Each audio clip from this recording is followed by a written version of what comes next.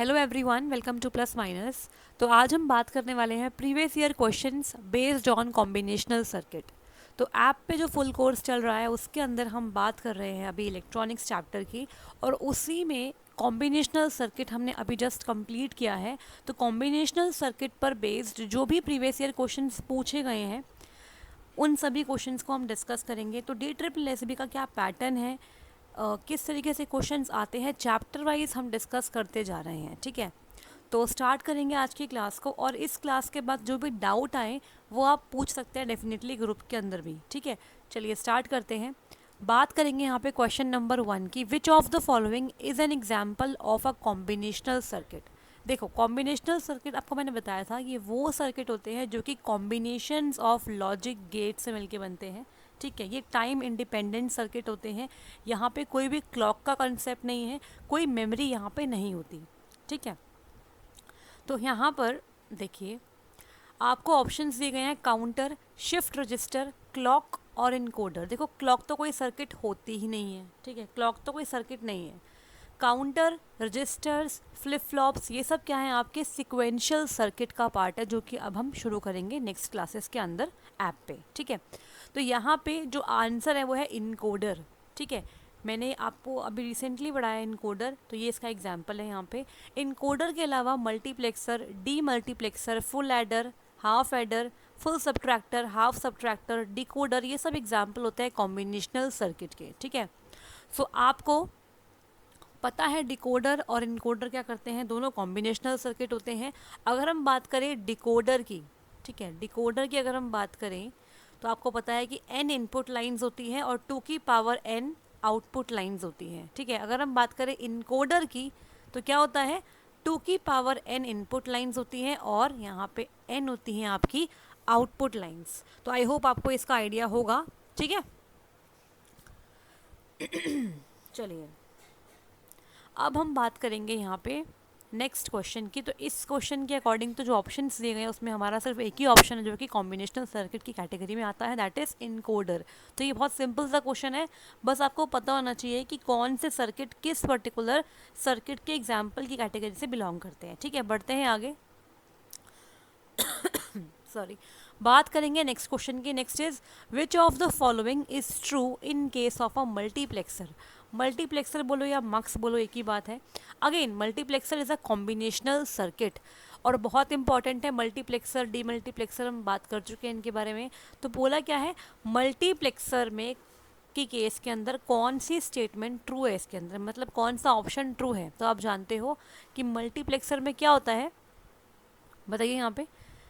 Multiplexer मतलब multiple आपके पास input line होती है और आपके पास होता क्या है, एक जो होती है वो आपकी आउटपुट लाइन होती है। ठीक है, सो यहाँ पर आपको पता है कि 2 की पावर n इनपुट्स होते हैं, मल्टीपल इनपुट्स आर देयर, उसमें से किसी एक इनपुट को सेलेक्ट करा जाता है, वन आउटपुट लाइन जो कि आउटपुट लाइन से फिर कनेक्ट हो जाता है। ठीक है, वन आउटपुट होता है बेस्ड ऑन जो 2 की पावर n इनपुट्स में से किसी एक इनपुट को सेलेक्ट करके आउटपुट लाइन पे कनेक्ट करते हैं, वो हम करते हैं बेस्ड ऑन सेलेक्शन लाइन या फिर सेलेक्ट लाइन या कंट्रोल लाइन भी कह सकते हो। ठीक है, सेलेक्ट लाइंस के बेसिस पे। और यहाँ पे जो ये n आपको दिख रहा है, this n is representing what, select lines. Example की अगर हम बात करें यहाँ पे तो देखो 4x1 का अगर मक्स है तो मतलब 4 इनपुट लाइंस है, 1 आउटपुट लाइन है, और यहाँ पे 2 की पावर 2 4 के बराबर होता है। तो यहाँ पे जो ये 2 है, यहाँ पे 2 सिलेक्शन लाइंस होंगी, 2 सिलेक्शन लाइंस होंगी या सेलेक्ट लाइंस होंगी जो ये डिसाइड करेंगी, मतलब जो इन दो सिलेक्शन लाइंस का जो इनपुट कॉम्बिनेशन होगा वो डिसाइड करेगा कि कौन सा आउटपुट आने वाला है। जैसे कि मान लेते हैं S0 और S1 दो सिलेक्शन लाइन है, तो दे कैन बी बोथ 0 0 1 1 0 या 1 1। ठीक है, अब यहाँ पे डिपेंड करता है, इस वाले कॉम्बिनेशन में मान लीजिए I0 सेलेक्ट होगा, इस वाले पे I1 इनपुट 1, इस वाले पे इनपुट 2, इस वाले पे इनपुट 3। तो आपके जो 4 इनपुट्स थे I0 to I3, उसमें से कोई एक कैसे सेलेक्ट होके आएगा, that will be decided by these 2 selection lines S0 and S1। ठीक है, तो मैंने एग्जांपल भी दे दिया।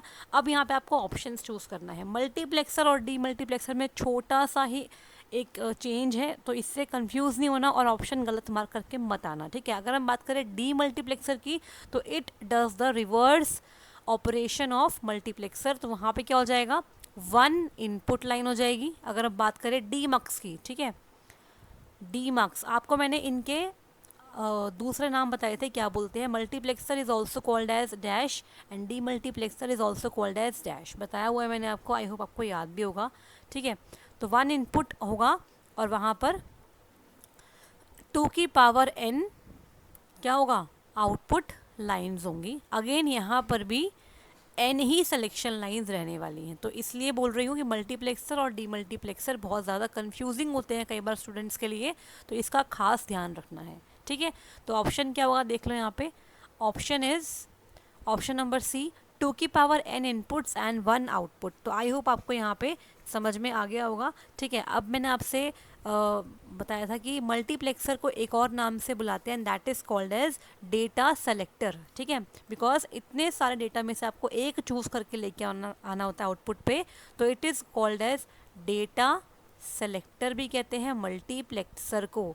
एंड डी मल्टीप्लेक्सर को क्या बोलते हैं, डेटा डिस्ट्रीब्यूटर। डेटा डिस्ट्रीब्यूटर, इसको मैंने डिटेल में पढ़ाया है ऐप पे, आप जानते ही हैं। डिस्ट्रीब्यूटर जितना मैंने ऐप पे पढ़ाया उससे बाहर इन टॉपिक से कोई क्वेश्चन नहीं बनेगा। ठीक है, क्योंकि मोर देन इनफ मैंने पढ़ाया है आपको। डेटा डिस्ट्रीब्यूटर हो गया ये, and this is data selector.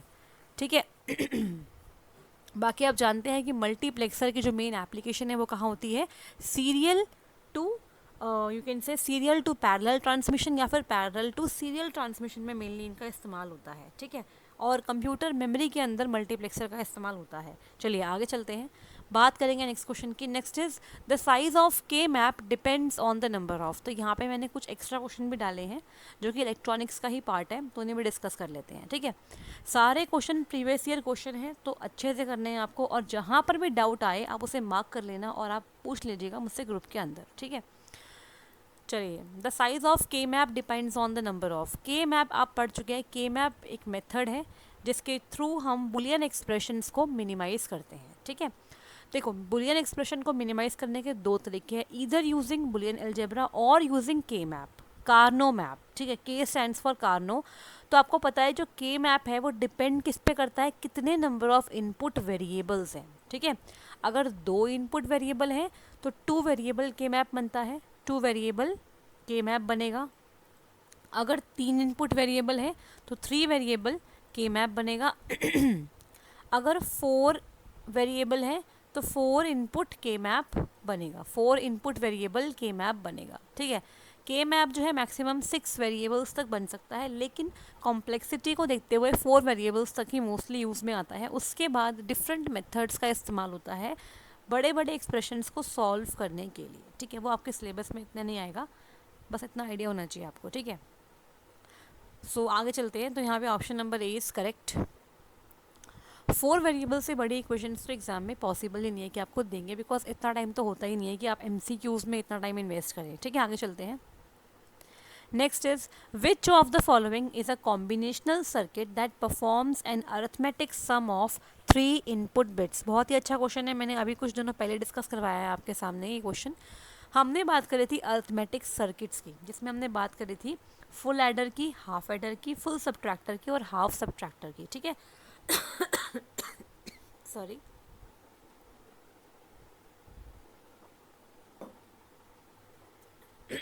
हाँ जी। तो बेसिकली ये पूछ रहा है ऐसा कौन सा कॉम्बिनेशनल सर्किट है जो कि अरिथमेटिक सम परफॉर्म करेगा 3 इनपुट बिट्स पे। आप जानते हैं, अगर हम बात करें हाफ एडर की, ठीक है, हाफ एडर की अगर हम बात करें तो हाफ एडर एक ऐसा लॉजिक सर्किट है जो कि सिर्फ 2 1 बिट के नंबर्स को, मतलब 2 ही बिट को वो ऐड कर सकता है, 2 इनपुट बिट्स को ही ऐड कर सकता है। ठीक है, लेकिन अगर हम बात करें फुल एडर की तो हम फुल एडर की मदद से 3 इनपुट बिट्स को ऐड कर सकते हैं। एक्चुअली फुल एडर ने हाफ एडर की जो ड्रॉबैक थी उसको दूर किया था। ड्रॉबैक क्या थी हाफ एडर में? हाफ एडर में प्रॉब्लम ये थी कि जो प्रीवियस कैरी होता है उसको ये ऐड नहीं कर पाता था, ठीक है। तो उसी प्रॉब्लम को रिजॉल्व करने के लिए फिर फुल एडर को लाया गया। तो हाफ एडर की ड्रॉबैक को कम करने के लिए बनाया गया फुल एडर को, जिसके अंदर हम 2 इनपुट नंबर्स को ऐड कर सकते हैं और साथ साथ जो प्रीवियस कैरी है उसे भी ऐड कर सकते हैं, ठीक है। तो वी कैन से कि जो फुल एडर है ये बेसिकली क्या है, 3 इनपुट है, 3 input 3 input and 2 output combinational circuit. 3 input and 2 output combinational circuit है हमारा फुल एडर। इसके बारे में मैंने बहुत अच्छे से डिस्कस किया है, ठीक है। के मैप बना के हमने बात करी सब चीज़ों के बारे में, तो आप पढ़ लीजिएगा, बिल्कुल डेप्थ में मैंने पढ़ा है इसके बारे में, ठीक है। 3 इनपुट मान लीजिए कौन कौन से मान लेते हैं। ए एक इनपुट है, बी एक इनपुट है और कैरी इन जो प्रीवियस कैरी था वो भी ऐड कर सकता है हमारा फुल एडर। और आउटपुट के तौर पे यहाँ पे हमारा सम निकलेगा and carry output, carry out C out, ठीक है। तो 2 आउटपुट हो गए और 3 इनपुट हो गए, क्लियर है। अगर हम बात करें हाफ एडर की, तो हाफ एडर में सिर्फ 2 ही इनपुट होते हैं, A and B, 2 input bits and output के तौर पे सम होता है और कैरी होता है, ठीक है। सम की इक्वेशंस क्या, सम की क्या होती है इक्वेशन हाफ एडर के लिए, कैरी की क्या होती है आपको पता है। फॉर एग्जांपल सॉरी, और साथ साथ फुल एडर में सम की इक्वेशन क्या होती है और सी आउट की इक्वेशन क्या होती है आपको ये भी पता है। मैंने सब कुछ बताया है कि कहीं से भी कुछ भी पूछ ले आपसे, कोई भी तरीके से आपसे क्वेश्चन कर लिया जाए, आप इस टॉपिक से कोई भी क्वेश्चन मिस ना करें, ठीक है। सो यहाँ पे जो आंसर बनेगा वो बनेगा option number A. Option number C यहाँ पे गलत बनेगा क्योंकि यहाँ पे 3 इनपुट बिट्स को ऐड करने की जो कैपेसिटी है वो हाफ एडर के अंदर नहीं होती है, उसके लिए हमें फुल एडर की ही रिक्वायरमेंट होती है। तो option number A is absolutely correct, ठीक है। इनके जो फॉर्मूलेज है, एक्सप्रेशंस जो आपको याद होने चाहिए वो भी आपसे पूछ सकते हैं एग्जामिनर, ठीक है। चलते हैं आगे। Next is which of the following statement. देखो स्टेटमेंट बेस्ड क्वेश्चन तो डेफिनेटली आएंगे, और स्टेटमेंट बेस्ड क्वेश्चन जब कर पाओगे जब आपको थ्योरी अच्छे से आती होगी। जब आपने थ्योरी पढ़ी होगी, आपको पता होगा कि किस पर्टिकुलर टॉपिक्स में क्या क्या चीज़ें होती हैं, तो आप उस पर बेस्ड स्टेटमेंट वाले क्वेश्चन क्यों नहीं कर पाएंगे, डेफिनेटली कर पाएंगे।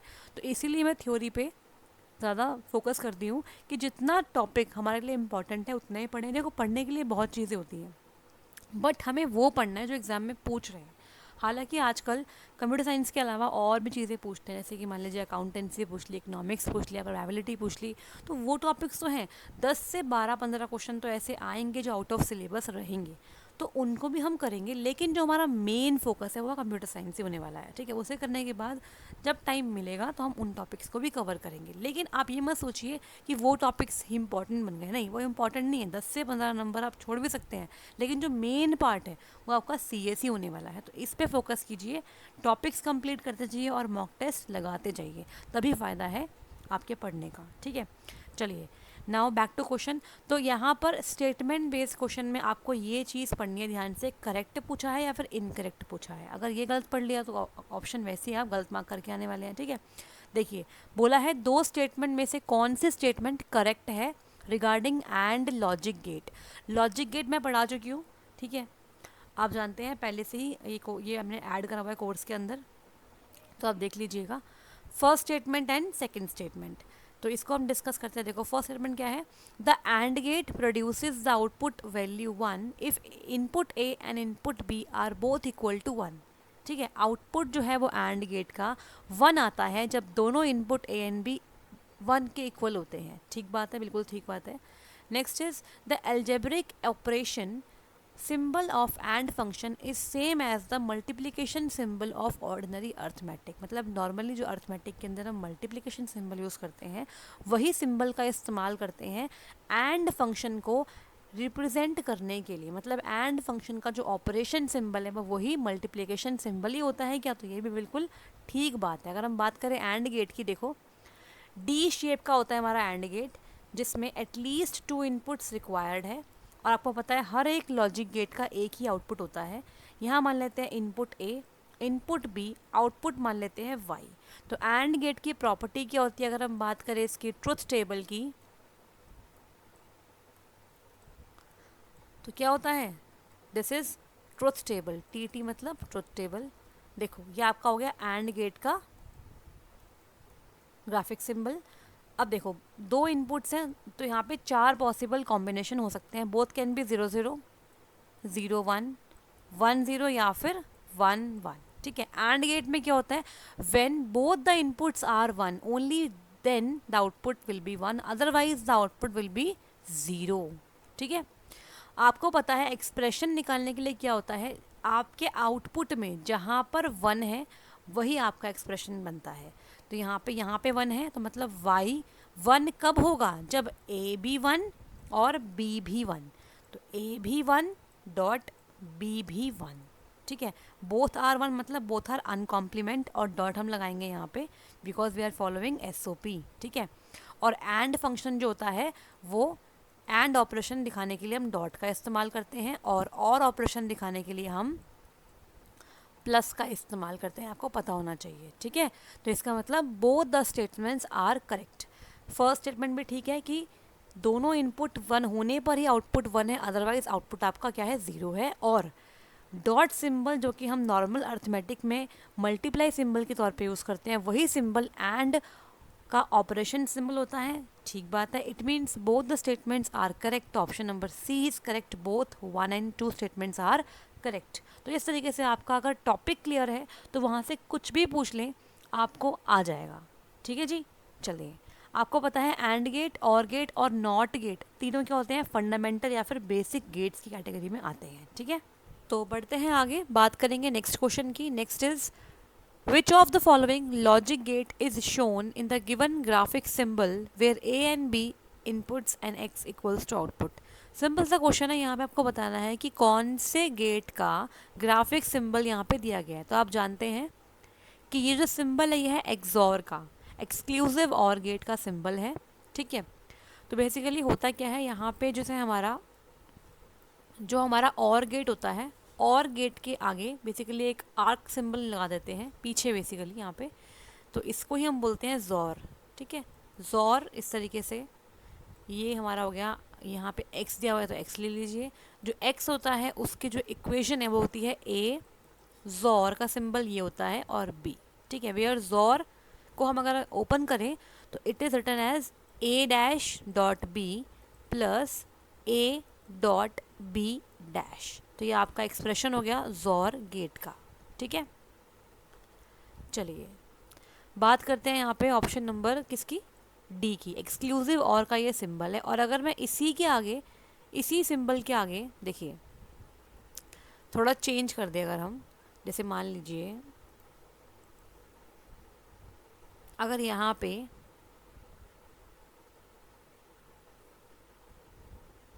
इस तरीके से हम लगा दें एक,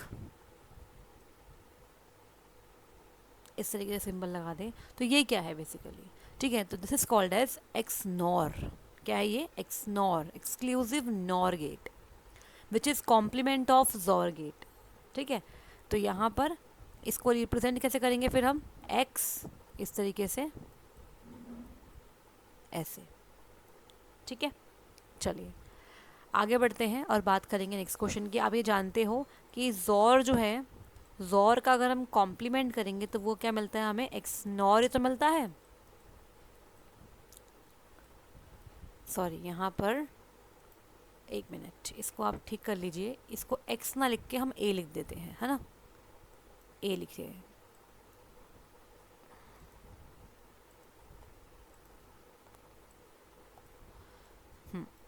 तो एक्सॉर का कॉम्प्लीमेंट होता है एक्स नॉर, और अगर मैं इसे ओपन करूं तो this will be written as A dot B plus A dash dot B dash. ठीक है, ये इसका एक्सपेंडेड एक्सप्रेशन हो गया।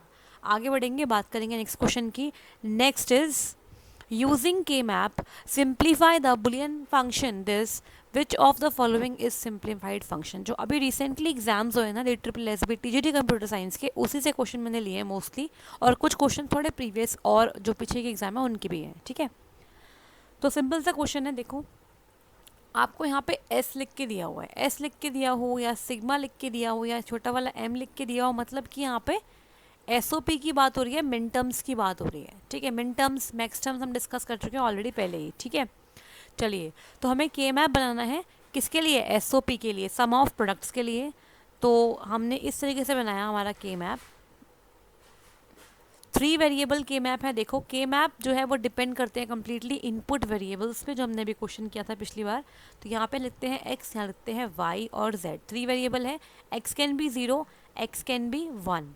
यहाँ पे दे कैन बी 0 0 0 1 1 1 1 0। आप जानते हैं मैंने 1 1 पहले क्यों लिखा है, बिकॉज ग्रे कोड का यहाँ पे यूज़ करते हैं, ठीक है।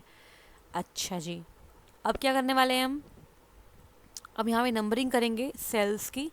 This is 0 1 2 3। मैं के मैप को डेप्थ में पढ़ा चुकी हूँ पहले ही, आपने पढ़ा होगा डेफिनेटली। तो इसको हम सॉल्व करते हैं फटाफट से, ठीक है। अब देखो 0 2 4 5 6 ये आपकी मिन टर्म्स दी हुई हैं। तो we need to write 1 in these cells, ठीक है। 0 पे, 2 पे, 4 पे, 5 पे और 6 पे। बाकी जगह पे आप 0 प्लेस कर सकते हो। अब हमें ग्रुपिंग करनी है, वंस की ग्रुपिंग करेंगे हम, ठीक है। तो कलर चेंज कर लेती हूँ। देखो आपको पता है जब भी ग्रुप बनते हैं वंस के तो वो 2 की पावर में बनते हैं, ठीक है। वर्टिकल और हॉरिजॉन्टल ग्रुप बन सकते हैं लेकिन डायगोनल ग्रुप नहीं बन सकते हैं। और हमें सबसे ज़्यादा बड़ा ग्रुप बनाना होता है, ठीक है, जिसमें सारे वंस कवर हो जाए हमारे। तो अगर हम देखें इस तरीके से, तो ये 4 वंस का ग्रुप बन रहा है, ठीक है। तो ये एक क्वाड बन रहा है, क्वाड है ये। Group of 4 ones is called as a quad, ठीक है। अब ये 1 रह गया है, इस 1 को हम इसके साथ कवर कर लेते हैं ऐसे, ठीक है। तो यहाँ पे क्योंकि यहाँ पे 2 से बड़ा ग्रुप नहीं बन सकता, तो ये आपका हो गया पेयर, ठीक है। Group of 2 ones is called as a pair, ठीक है। अब क्या करेंगे, ये G1 मान लेते हैं ग्रुप 1, ये G2 मान लेते हैं। अब फटाफट से इसको लिखते हैं G1। देखो पहले यहाँ लिख लेते हैं x अगर 0 है तो x कॉम्प्लीमेंट है एसओपी के अंदर, और x अगर 1 है तो x अनकॉम्प्लीमेंट है because we are using sum of product form, ठीक है। Similarly y dash z dash y dash z y z y z dash, ठीक है। अब चलिए अगर हम बात करें इन 4 वंस की, ध्यान से देखो इन चारों वंस के हम देखें तो ये वाले 2 वंस हैं, ये वाले 2 वंस हैं। आपको पता है कि जो हमारा के मैप होता है ये रैप अराउंड में भी ग्रुप बनाता है, ठीक है। तो ये पॉसिबल है, मैंने रूल्स पढ़ा रखे हैं आपको सारे। अब देखो यहाँ पे इन चारों वंस में जो आपके कॉर्नर वाले हैं, ये वाले लेफ्ट और राइट वाले, इनके आपको देखने हैं कॉमन कौन कौन से वेरिएबल दिख रहे हैं। तो ऊपर वाले दोनों वंस के लिए देखो क्या कॉमन है, और नीचे वाले के लिए देखो x बार इन दोनों के लिए है, x इन दोनों के लिए, मतलब x इन चारों के लिए कॉमन नहीं आ सकता, ऑब्वियस सी बात है। यहाँ पे इन दोनों वंस के लिए है y डैश z डैश, और इन दोनों वंस के लिए है y और z डैश। मतलब z डैश एक ऐसा वेरिएबल है जो चारों वन के लिए कॉमन है। तो इस वाले क्वाड से कॉमन निकल के आएगा ओनली z डैश, ठीक है। z डैश इन दोनों के लिए भी कॉमन है और इन दोनों के लिए भी कॉमन है। आई होप आपने क्लास देखी है के मैप की, तो आप अच्छे से जानते हैं कैसे सॉल्व होगा ये। अगर नहीं देखी तो देख लीजिए पहले, फिर सॉल्व कर लीजिएगा, ठीक है। अगर हम बात करें ग्रुप 2 की, जो कि एक पेयर है, इसमें 2 ही वंस हैं। तो 2 ही वंस हैं और दोनों के लिए x क्या हो गया, कॉमन हो गया। तो x तो यहाँ पे आएगा, ऊपर से रो में से x आ गया, कॉलम में से क्या आएगा, इस वाले वन के लिए y z डैश, इस वाले वन के लिए y डैश z। तो यहाँ पे z कॉमन नहीं है, क्या कॉमन है, y कॉमन है, y का डैश बेसिकली, तो y डैश कॉमन है यहाँ पे। तो ये हो गई हमारी पहली प्रोडक्ट टर्म 1, ये हो गई दूसरी प्रोडक्ट टर्म 2। अब क्योंकि हम एसओपी की बात कर रहे हैं तो सम ऑफ प्रोडक्ट, तो हमारा जो आंसर आएगा वो क्या आएगा, sum of product function is equal to पहली प्रोडक्ट टर्म जो आपकी ये वाली है प्लस में दूसरी प्रोडक्ट टर्म हमारी ये वाली है। ये हमारा सिंप्लीफाइड एक्सप्रेशन हो गया इस के मैप को सॉल्व करने के बाद। इसे आगे लिखो या पीछे एक ही बात है, तो option number B is absolutely correct. तो आई होप आप समझ पाए होंगे किस तरीके से इसको सॉल्व करना है, ठीक है जी। चले आगे, अगर कहीं डाउट आता है तो आपको स्क्रीनशॉट लेके आप पूछ लीजिएगा, मैं आपको बता दूंगी, ठीक है।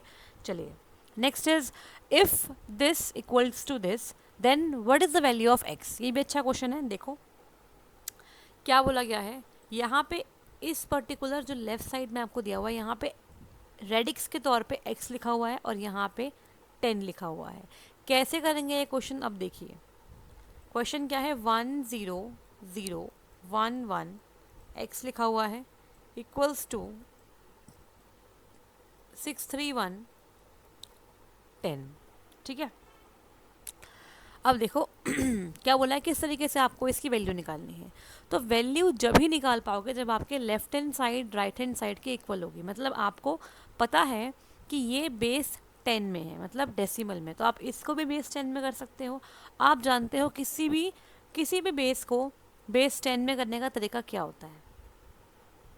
ठीक है, तो उस तरीके से पहले हम इसको कर देंगे किसमें, बेस 10 में। तो कैसे करेंगे, देखो एनी बेस 2, अगर आपको डेसिमल जाना होता है तो क्या तरीका होता है, इसको सिंपली आप ऐसे लिखिए, देखो 1 मल्टीप्लाई एक्स की पावर 0 प्लस 1 मल्टीप्लाई एक्स की पावर 1 प्लस 0 मल्टीप्लाई एक्स की पावर 2, ठीक है, प्लस 0 मल्टीप्लाई एक्स की पावर 3 प्लस 1 इंटू एक्स की पावर 4। आप जानते हैं इनकी जो पोजीशन है वो क्या होती है, इंडेक्सेस 0 1 2 3 4। तो इनके इंडेक्सेस को इसकी बेस में पावर ले जाते हैं और इस तरीके से मल्टीप्लाई करते हैं अलग अलग नंबर्स के साथ। ठीक है, तो यहाँ पर ये तो आपके 631 के इक्वल है ही। ठीक है, ऑलरेडी बेस 10 में है ये, और ये हमने बेस 10 में कन्वर्ट कर लिया है। तो ये तो आपका नलीफाई हो गया, बिकॉज 0 इंटू समथिंग 0 होता है। ये x की पावर 0 1 होती है, 1 इंटू 1 1 हो गया, प्लस ये x हो गया, x की पावर 1 इंटू 1 1 ही हो जाएगा, प्लस यहाँ से क्या आया, x की power 4 which is equal to 631। इसको और सॉल्व कर लो, x की power 4 plus x equals to 630। ठीक है, अब इसको और सॉल्व करना है हमें।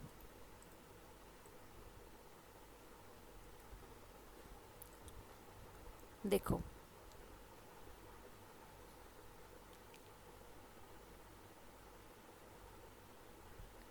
यहाँ पे हम क्या करते हैं, just a minute,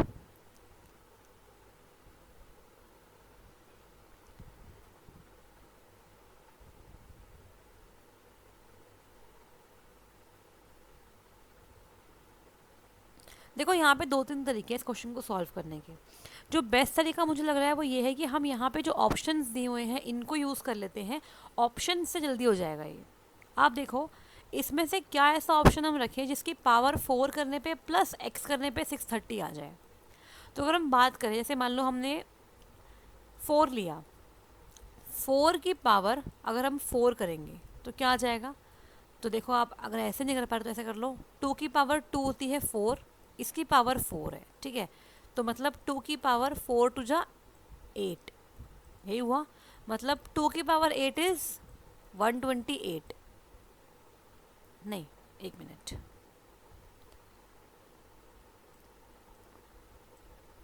just a minute. 2 की पावर 5 होता है 32, 2 की पावर 6 64, देन हाँ तो ये होगा 256। ठीक है, चलिए, तो मतलब ये इसकी वैल्यू तो ये आ गई।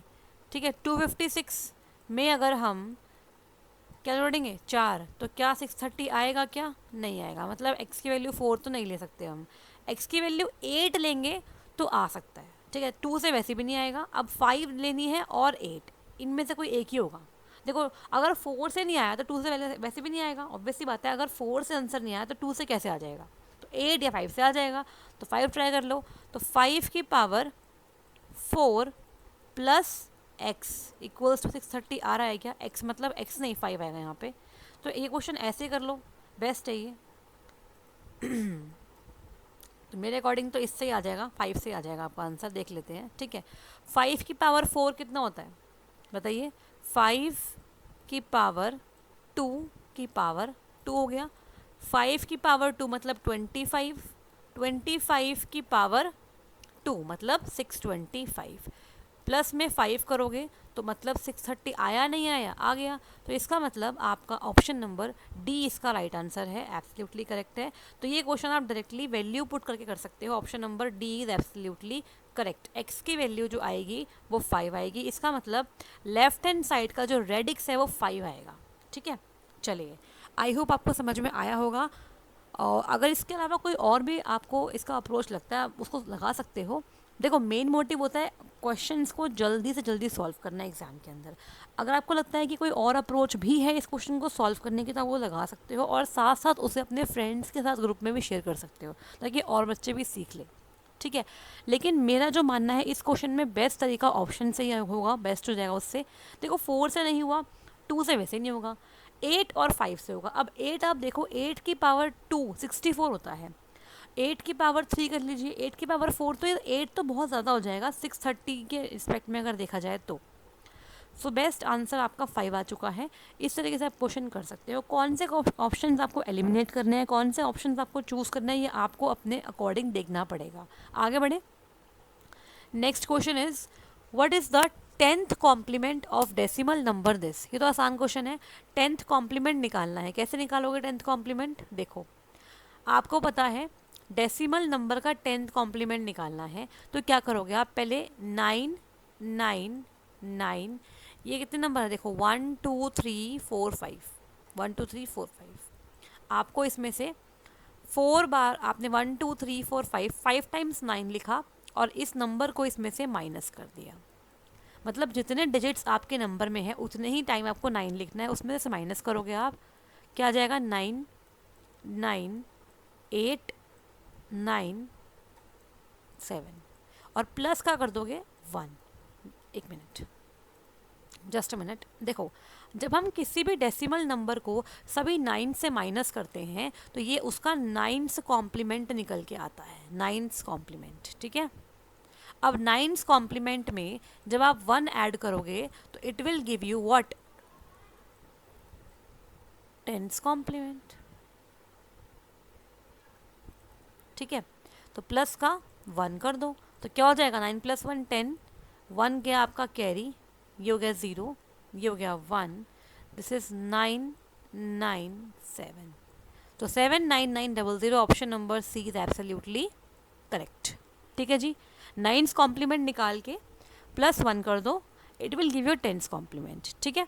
चलिए, तो करना क्या, दोबारा सुन लो।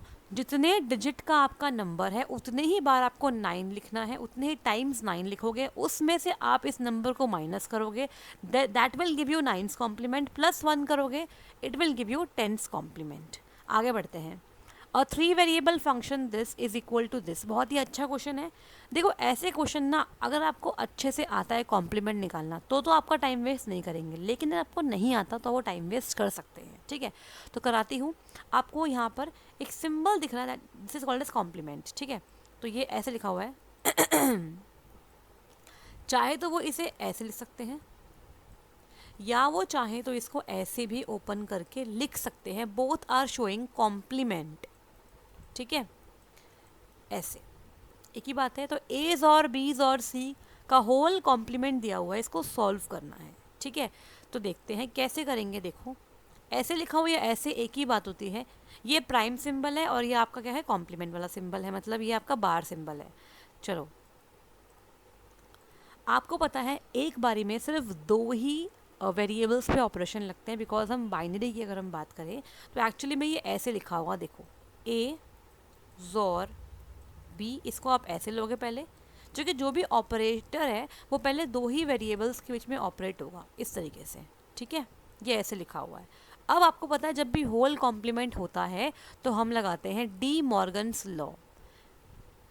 डी मॉर्गन्स लॉ, इस क्वेश्चन की अप्रोच क्या होगी, कैसे करोगे, वो बता रही हूँ मैं आपको, ठीक है। देखो, डी मॉर्गन्स लॉ दो तरीके से लगता है। एक ये है ए + बी का whole complement which is equal to A dash dot B dash, ये फर्स्ट हो गया। सेकंड डी मॉर्गन लॉ लगता है इस तरीके से, ए डॉट बी का whole complement which is equal to A complement plus B complement, ठीक है। सो अगर मैं इसे बोलूँ, क्या लिखा है? The complement of the sum is equal to the product of the complements, और यही क्या लिखा हुआ है? The complement of the product is equal to the sum of the complements. Clear है? तो अब आपको करना क्या है, इसको पहले ओपन करो अच्छे से। तो ये ऐसे लिखा हुआ है ए जोर बी, ठीक है। मैं इस वाले जोर को ओपन कर रही हूँ, ठीक है। तो आपको पता है जोर कैसे ओपन होता है, अगर आपको पता हो, जस्ट अ मिनट।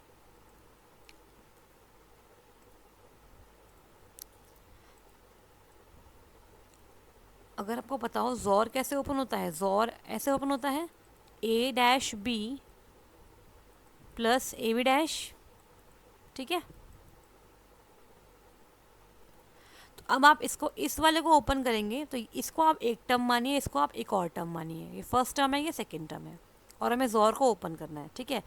तो यहाँ पे हो गया डॉट, डैश लगा दो यहाँ पे, तो ये हो गया आपका सी प्लस ए जॉर बी का होल कॉम्प्लीमेंट, ठीक है। एक मिनट, यहाँ पे कॉम्प्लीमेंट मत लगाओ, ये तो लगा चुके हैं ऑलरेडी, डॉट सी कॉम्प्लीमेंट। और अगर आप चाहो तो इसको भी एक कलर में कर लेते हैं ताकि समझने में आसानी हो जाए, ठीक है। तो ये मैंने ऐसे लिख दिया। क्या करा मैंने, दोबारा बताओ, देखो ये देखो, मैंने इसे फर्स्ट टर्म माना, ए जॉर बी को एक टर्म मान लो, सी को एक टर्म मान लो, और इन दोनों के बीच में लगा हुआ जॉर को ओपन कर दो इस तरीके से, ठीक है। तो ये हो गया आपका फर्स्ट टर्म का कॉम्प्लीमेंट डॉट सेकेंड का term as it is plus first term as it is dot second term का कॉम्प्लीमेंट। आई होप यहाँ तक आपको चीज़ें समझ में आ रही होंगी, कोई दिक्कत परेशानी नहीं होगी, ठीक है।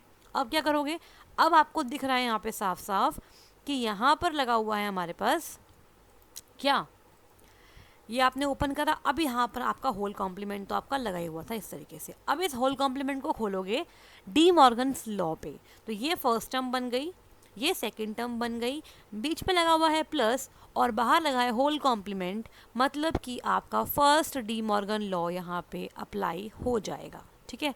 तो यहाँ पे अप्लाई करोगे तो कैसे हो जाएगा, थोड़ा स्लो कर रही हूँ मैं ताकि सबको समझ में आए, बिकॉज हर एक बच्चे की स्पीड सेम नहीं होती है। तो अगर आपको लगता है कि आपको थोड़ा फास्ट करना है तो आप इसकी वीडियो को थोड़ा सा और स्पीड को इंक्रीज़ कर सकते हो, ठीक है। तो ये फर्स्ट टर्म हो गई, इसका होल कॉम्प्लीमेंट, बीच का प्लस बन जाएगा डॉट, सेकेंड टर्म आपकी ये है, इसका भी होल कॉम्प्लीमेंट, ठीक है। डी मॉर्गन लॉ हमने यहाँ पे लगा दी यूजिंग डी मॉर्गन लॉ, लिखने की ज़रूरत नहीं है ये सब, लेकिन मैं समझाने के लिए लिख रही हूँ, आप फटाफट से रफ पेपर पे कर लीजिएगा इसको solve, D Morgan's law.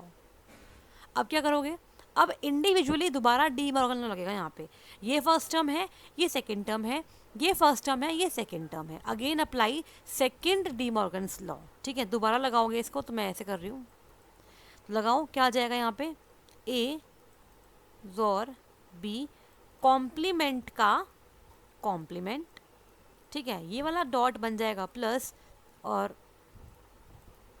Just a minute, ये सी और यहाँ पे कॉम्प्लीमेंट, ये वाला डॉट एज इट इज रहेगा बीच में, फिर यहाँ पे क्या हो जाएगा, A XOR B complement, this dot becomes plus, और यहाँ पे है सी कॉम्प्लीमेंट का कॉम्प्लीमेंट, ठीक है जी। तो अब क्या आ गया, देखो सॉल्व करो, कॉम्प्लीमेंट का कॉम्प्लीमेंट है ये, ठीक है। तो ये क्या हो जाएगा, ए जॉर बी, कॉम्प्लीमेंट खत्म हो जाएगा, कट हो जाएगा, बिकॉज इन्वोल्यूशन लॉ होता है, कॉम्प्लीमेंट का complement gets cancelled, plus C dash dot A XOR B complement plus C complement, complement खत्म होके सी बचेगा, ठीक है। अब यहाँ पे क्या करेंगे आप, लास्ट स्टेप रह गया है बस, फटाफट से कंप्लीट करते हैं इसको,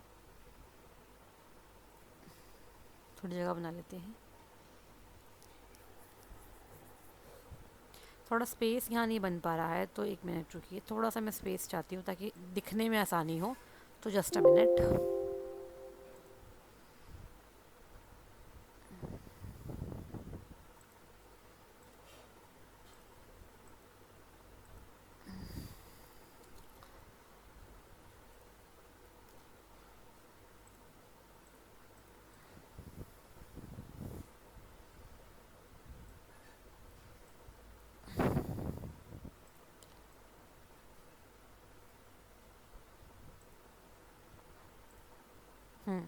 ठीक है, अब क्या करना है आपको, अब इसे ओपन कर दो बस, फटाफट से आंसर आ जाएगा आपका, ठीक है। दिस, ये इससे भी इंटू होगा, ये इससे भी होगा, तो यहाँ पे ये पूरा खुल जाएगा, ठीक है।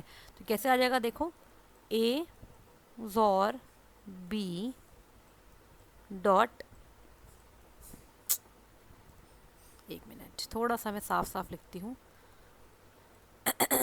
ठीक है, dot A xor B complement, ये वाला कॉम्प्लीमेंट, प्लस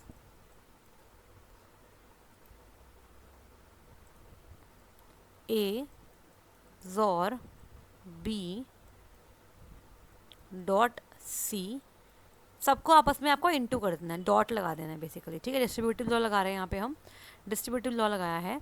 इसके बाद सी dash dot A xor B dash plus C dash dot C, ठीक है। आपको पता है कॉम्प्लीमेंट डॉट अनकॉम्प्लीमेंट ये कैंसिल हो जाएगा और ये वाला भी कैंसिल हो जाएगा, ठीक है। तो क्या हो जाएगा आपके पास, क्या बचा, ए xor B dot C plus, इसको मैं आगे करूँ उसके पीछे कर रही हूँ, ठीक है। ये क्या हो जाएगा, A xor B complement dot C complement, ठीक है। अब ध्यान से देखो ये लिखा क्या हुआ है आपका।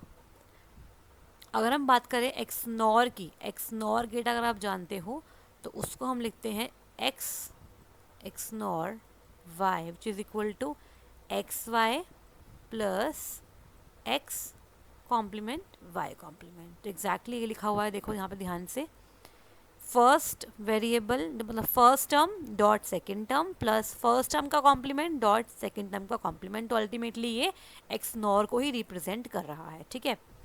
सो यहाँ पे मैंने बहुत स्लो बताया है इसलिए टाइम लग गया, वरना यहाँ पे टाइम हार्डली 1 to 2 मिनट में इसका आंसर आ जाता अगर मैं फटाफट से करती तो, ठीक है। तो यहाँ पे क्या होता, आप देख पाएंगे कि ये चीज़ और ये चीज़ क्या लिखी हुई है आपकी, एक्स नॉर लिखी हुई है। तो फर्स्ट टर्म हमारे जो ये वाली थी, इस टर्म का एक्स नॉर किया हुआ है सेकेंड वाली टर्म सी के साथ, ठीक है।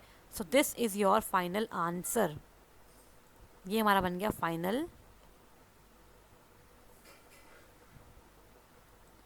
सो ऑप्शन नंबर आप देख पा रहे हो, option number D is absolutely correct, ठीक है। जब भी आपको 3 टर्म मिलेगी तो फर्स्ट 2 टर्म्स को आप पहले सॉल्व करोगे और फिर लास्ट को सॉल्व करोगे, ठीक है, इस तरीके से। क्लियर हो गया। तो option number D is absolutely correct, ये इसका सोल्यूशन हो गया। यहाँ पे हमने 2-3 लॉ लगाए हैं, जैसे कि De Morgan law, involution law, distributive law. मैंने थोड़ा स्लो किया है, लेकिन आप थोड़ा फास्ट करेंगे तो इसका आंसर डेफिनेटली एग्जाम में आ जाएगा, ठीक है। क्वेश्चन लंबा नहीं है, लेकिन यहाँ थोड़ा टाइम लगाएगा ये as compare to other question, ठीक है। चलते हैं आगे। Next is the decimal equivalent of the given binary number is this, ठीक है। आपको एक नंबर दिया है बाइनरी में, तो मतलब इसकी बेस क्या होगी, 2 होगी। इसको आपको कन्वर्ट करना है डेसिमल नंबर में। तो आप जानते हो इसकी शॉर्टकट क्या होती है, आपको कुछ नहीं करना, 1 2 3 4 5 6, ठीक है, दिस इनटू, यहाँ पे इनकी जो बेस है वो आपका 2 है, लेकिन जो इसकी पोजीशन है वो है 0 पोजीशन पे है, ये 1 पोजीशन पे है, ये 2 पोजीशन पे है, ये 3 पोजीशन पे है, ये 4 पे और ये 5 पोजीशन पे है। तो 1 इंटू 2 की पावर 0 प्लस 1 इंटू 2 की पावर 1 प्लस 1 इंटू 2 की पावर 2 प्लस 1 इंटू 2 की पावर 3 प्लस 1 इंटू 2 की पावर 4 प्लस 1 इंटू 2 की पावर 5.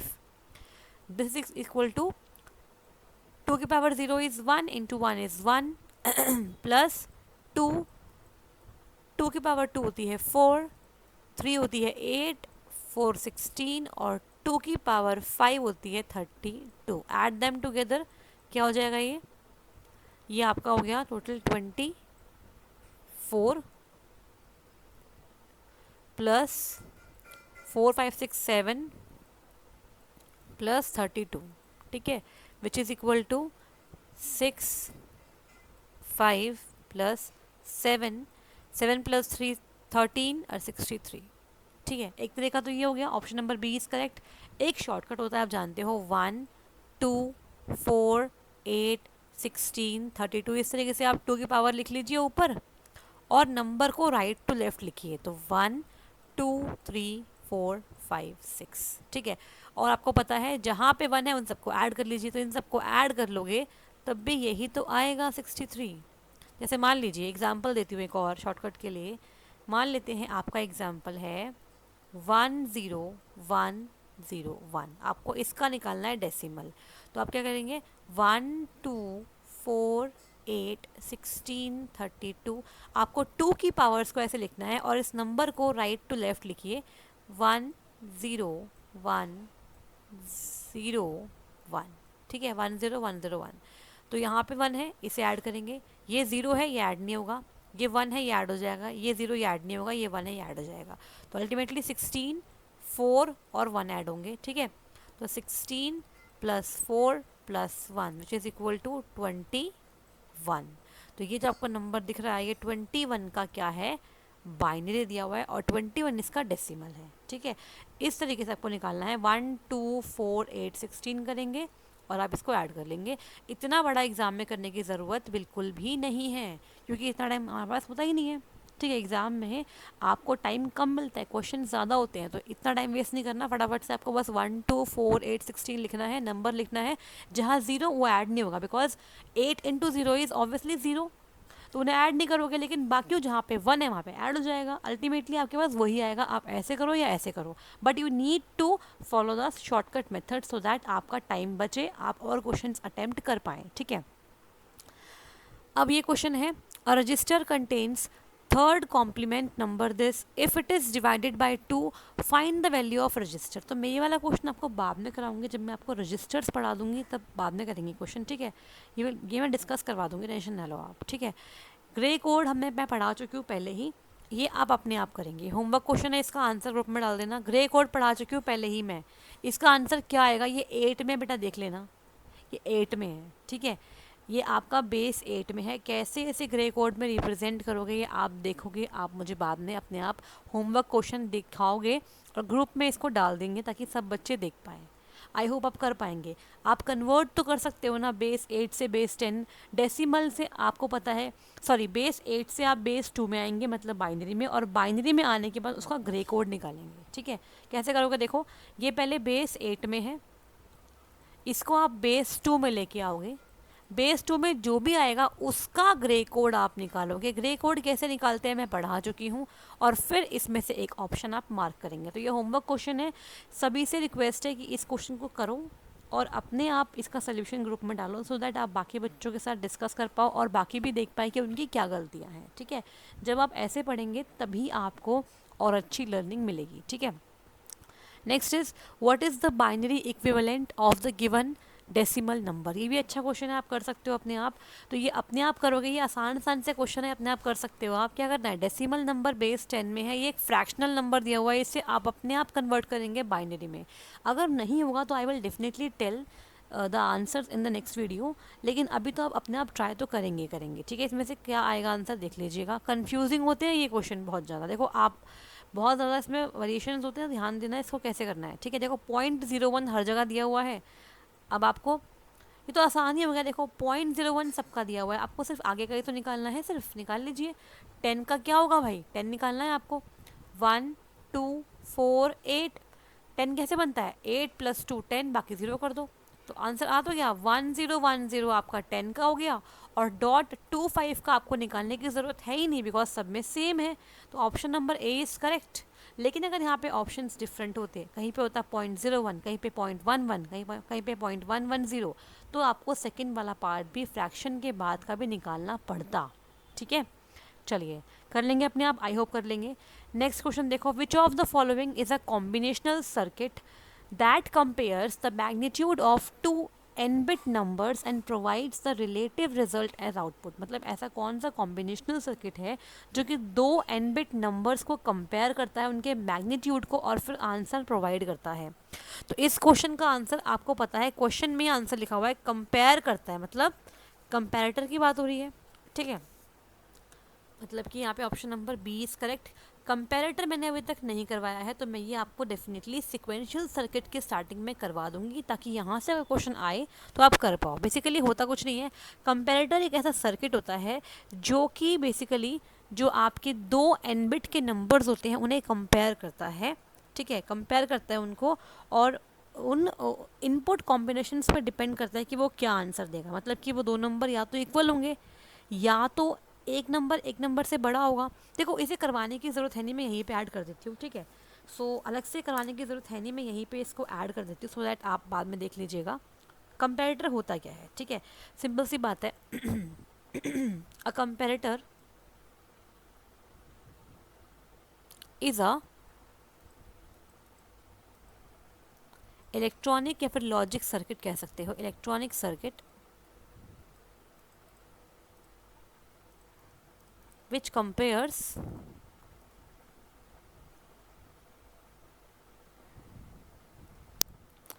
just a minute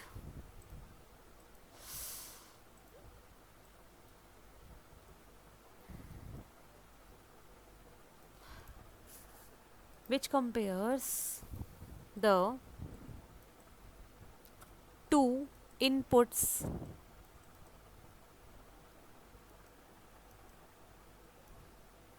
एक मिनट, इसको आपने नोट्स में ऐड कर लेना, मैंने वहाँ करवाया नहीं था लेकिन हाँ कई बार आपसे पूछ सकते हैं, आपको इसका आइडिया होना चाहिए, ठीक है। दैट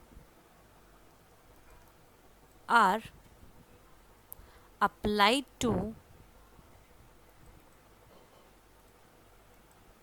इट, ठीक है। एंड प्रोड्यूसेस एंड प्रोड्यूसेस क्या प्रोड्यूस करेगा?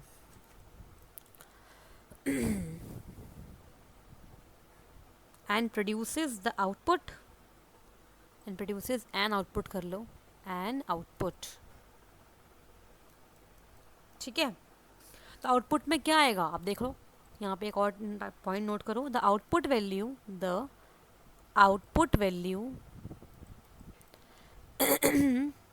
ऑफ द कंपेरेटर, इसको डेफिनेटली नोट्स में ऐड कर लीजिएगा, ठीक है। ये भी एक इलेक्ट्रॉनिक सर्किट है, इतना पूछता नहीं है बट अगर पूछेंगे आपको पता होना चाहिए होता क्या है, ठीक है। कैसे काम करता है देखो, इंडिकेट्स विच ऑफ द ऐसे लिख लो, इनपुट्स कर दो, इनपुट्स इज कंपेयर का मतलब क्या होता है कि कौन सा इनपुट बड़ा है कौन सा इनपुट छोटा है, ये बता देगा। तो विच of the inputs is greater और लेसर, ठीक है।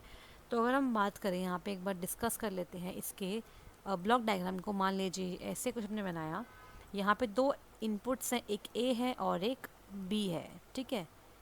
ये आपका मान लेते हैं कंपैरेटर का एक ब्लॉक डायग्राम मान लो इस तरीके से, ठीक है। तो यहाँ पे आउटपुट में क्या आएगा, या तो दोनों नंबर्स इक्वल होंगे एक दूसरे के, या तो आपका एक नंबर बड़ा होगा, ए इससे बड़ा होगा, या फिर ए इससे छोटा होगा, ठीक है। यही पॉसिबल चीज़ें हो सकती हैं और तो कुछ नहीं होगी। तो अगर मैं इसकी टेबल की बात करूँ तो यहाँ पे फटाफट से डिस्कस कर लेते हैं, ट्रुथ टेबल भी बना लेते हैं। तो देखो कैसे बनेगा। इनपुट्स की अगर हम बात करें तो दो ही इनपुट है, ठीक है। एक इनपुट ए है, एक इनपुट बी है। आउटपुट्स हमारे पास तीन हो सकते हैं, ठीक है। आउटपुट हमारे पास तीन हो सकते हैं। कौन कौन से आउटपुट है? एक ये है, इसे हम वाई बोलेंगे, ये वाई है हमारा, ठीक है। वाई पहला जिसमें ए इक्वल्स टू बी है, दूसरा वाई जिसमें ए ग्रेटर देन बी है, और तीसरा जिसमें वाई इनपुट जिसमें ए लेस देन बी है, ठीक है। तो कैसे होगा, कुछ नहीं करना है, बस देखो ध्यान से। Both can be 0 0, both can be 0 1, 1 0 और 1 1, ठीक है।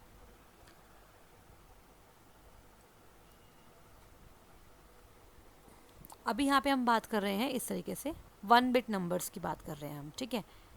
तो क्या हो जाएगा, देखो अगर दोनों 0 0 है, ये हमारे दो n बिट नंबर्स नहीं है, ये हमारे दो 1 बिट नंबर्स हैं। ऐसे ही n बिट के लिए बना सकते हो, ठीक है। देखो ये हमारे a और b क्या है, दोनों सेम है, तो ऑब्वियसली ये वाला 1 हो जाएगा आउटपुट, ये दोनों 0 हो जाएंगे, ठीक है। यहाँ पे a 0 है, b 1 है, मतलब a छोटा है b से, तो ये भी 0, ये भी 0, ये वाला आउटपुट हाई हो जाएगा, ठीक है। a 1 है, b 0 है, मतलब a बड़ा है b से, तो ये 1, बाकी दोनों 0 हो जाएंगे। लास्ट में दोनों 1 1 है, मतलब दोनों इक्वल है, तो ये वाला 1 हो जाएगा आउटपुट और ये आउटपुट दोनों 0 हो जाएंगे। तो इस तरीके से आपको पता लग गया, ये ऐसे सॉल्व हो जाएगा। तो आपको अगर दिख भी रहा होगा, देखो a इक्वल्स टू बी कब आएगा, a इक्वल्स टू बी कब आएगा, एक बार यहाँ आया एक बार यहाँ आया, ठीक है। और a ग्रेटर देन b कब आया और a लेस देन b कब आया।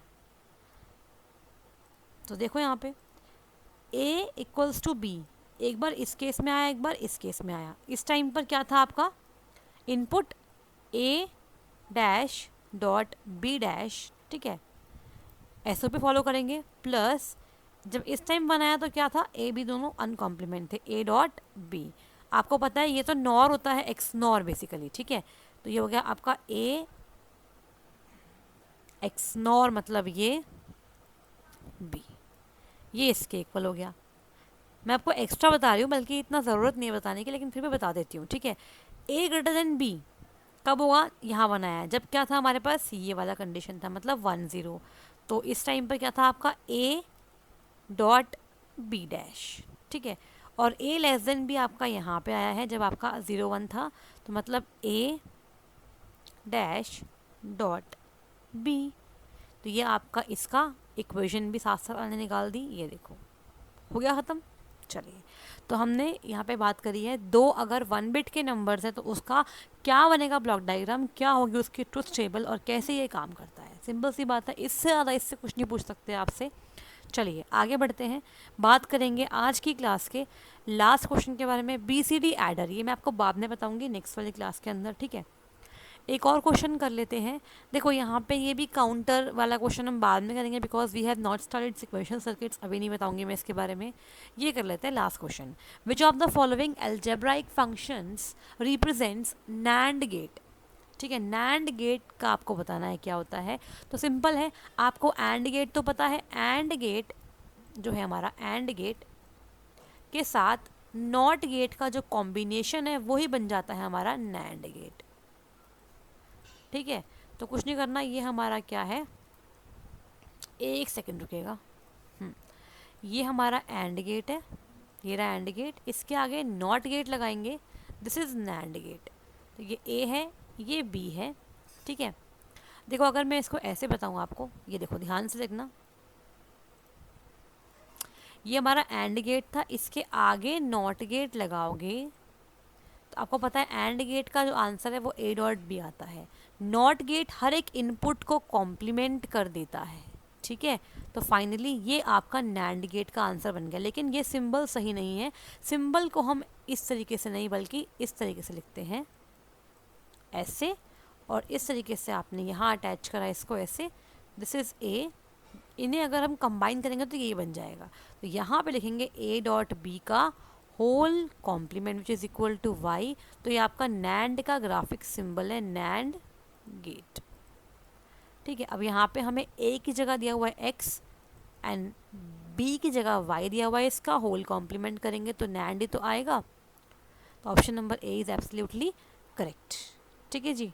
नेक्स्ट देखते हैं क्या है, ये हमारा सिक्वेंशियल सर्किट का पार्ट है, ये हम बाद में पढ़ेंगे। ये वाला क्वेश्चन बहुत आसान है, what is the degree of the following function. अगर आपसे पूछ ले इस क्वेश्चन की डिग्री क्या है, तो आप देखिए कितने नंबर ऑफ वेरिएबल्स यूज़ में आ रहे हैं, 4 वेरिएबल हैं। 4 वेरिएबल बोलो या 4 लिटरल्स बोलो, एक ही बात है। जितने वेरिएबल्स आपके एक्सप्रेशंस में होते हैं वही उसकी डिग्री होती है। तो option number D is C is absolutely correct. 4 variables are using we are using in this function, तो यहाँ पे 4 ही क्या है इसकी डिग्री बनने वाली है, ठीक है। ये बाद में करेंगे हम। ये आपका होमवर्क क्वेश्चन रहने वाला है, इसको आप खुद से करेंगे, होमवर्क क्वेश्चन है ये। जो नहीं होगा आप मुझे बता दीजिएगा, मैं डलवा दूंगी ग्रुप में उसका आंसर, ठीक है।